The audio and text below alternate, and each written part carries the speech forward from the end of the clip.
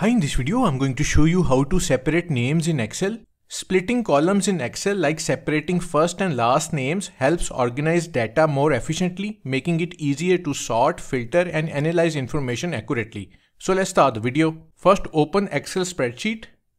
Here we have a list of full names in column A. Our goal is to separate these into first names and last names in column B and C respectively. So select the column with full names. Then click on the Data tab in the Excel ribbon. And in Data Tools section, click on Text to Column. A wizard will appear. Choose the Delimited option and click on Next.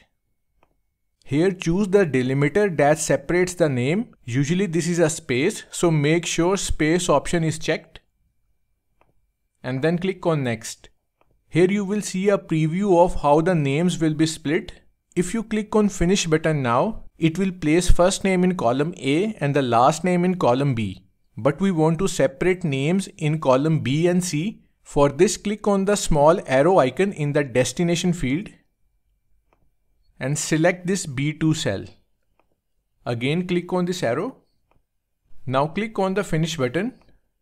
The names are now separated into two columns. The first names are in column B and the last names in column C. So that's how to split columns in Microsoft Excel. Thanks for watching.